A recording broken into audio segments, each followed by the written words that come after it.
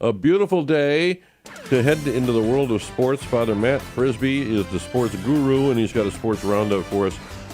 Father Matt, it was great to see the Indians win 7-0 2 games in a row. Did you see last night's game?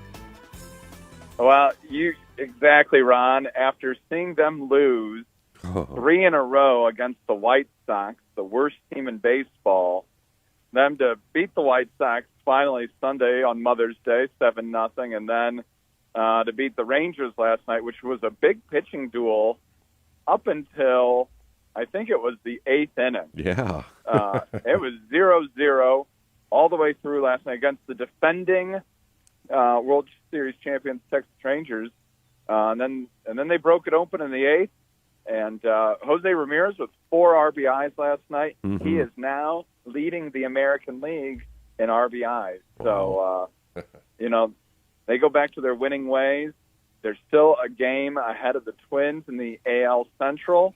And later this week, they'll have a big 3-game series at home against the Twins. So certainly early season, big matchup there. But 40-plus games in, they are, 10 games above 500. So that you would think bodes well for the rest of the season. Mm-hmm. And, Father, I will say that when I see the standings right now, all these teams, including the Dodgers and everybody that they thought would be great. Atlanta's doing well. They've won 2 out of 3 games for a 667 winning percentage. But all these teams are in the midst of 20-plus wins or so, probably 25 or so. And the Guardians are right there. Exactly. Not where we thought they would be. I'll admit that very much before the season started. I did not think they would be here. But here they are. And the good news for them especially is their starting pitchers are starting to go longer into games, which, in April was a bit of a concern. And the good thing is we see them getting a little more depth into games. So that's good news. Yeah. Now, another thing about baseball I just want to mention really quickly, there were all sorts of controversies about the uniforms in preseason. We haven't talked about that, but I think Nike and Fanatics, became the suppliers for uniforms this year. There were all sorts of issues, but one of the things they're doing this year are these City Connect uniforms, which they use so often. And the Indians, the Guardians, was just released this weekend, but the images were released over the weekend, and people are, at least in the Twitter world, are.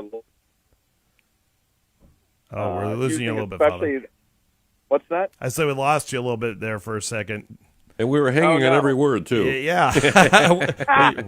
we usually do. But, like Boston, they have those UCLA-type uniforms. I'm like, that doesn't even look like the Red Sox. There's no red in their uniforms. People are loving the ones for the Indians, the Guardians, which, a lot of people look the logo for this. They say should be the new Guardians logo. It really incorporates Art Deco, which those Guardians on the bridge are. So who knows? Maybe they'll get smart and use those permanently. Yeah, I know the players generally hate the new uniforms. You can see them sweat right through the uniforms. Oh, yeah, all sorts of issues with them. Yeah, you could see through the pants. It was not good. So, well, long as they're not splitting their pants, I really don't that's care. happened too. That's happened too. Well, that's right. Cotton? George Costanza and Seinfeld wanted cotton for uniforms. And that didn't work out too well. That's right. So. Hey, Father, I did have one note, and I did want to ask you about that. Bowling Green, 4 years after they were going to discontinue their baseball program, they win the MAC championship. That's, and I know we don't talk a lot about college baseball here, but locally, that's exciting news for the Falcons to go to the NCAA tournament. Absolutely, especially with the point that you made, Tim. 4 years ago or whatever, that program was on the chopping block and maybe was even cut for a year or two. And for them... Yeah, I think it was cut for a year. Yeah, they had to get Oral Hershiser and some big donors to get in there to save the program, which is great. Yeah, and that's a great point. One of the great BG alums, Oral Hershiser, played Dodgers, of course, but also the Indians in the mid-'90s. Big part of that turnaround there. So kudos to the Falcons. My parents went to UT, so I'm always a little more inclined towards the Rockets, but certainly it's good to see the Falcons in the NCAA tournament. And so the College World Series always played out in Omaha, so hopefully they're a long shot, I'm sure, but hopefully they can make it out there. Yeah, and the Browns get the Cowboys in the season opener. That was announced yesterday. Oh, that'll work out fine. That's right. Yeah.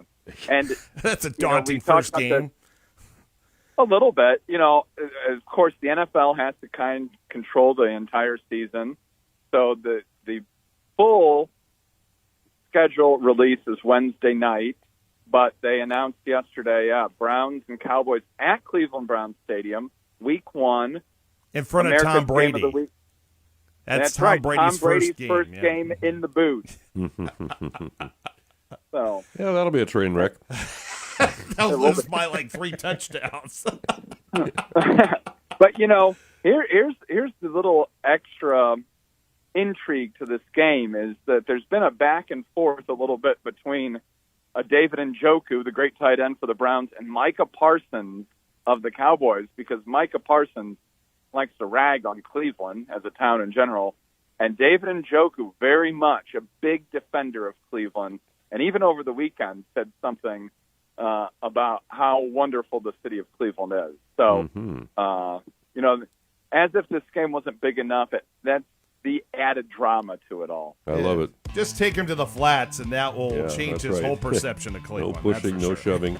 Hey, speaking of your parents going to UT, I had a lovely visit with your mother, Emily, yesterday at Otterbein in Monclova there. What a wonderful lady. I can see, and she reminded us 10 years in your ordination. So happy anniversary. Yeah. Happy anniversary. Wake up yeah, with thank morning you. offering, Thank you. 7 to 9 a.m.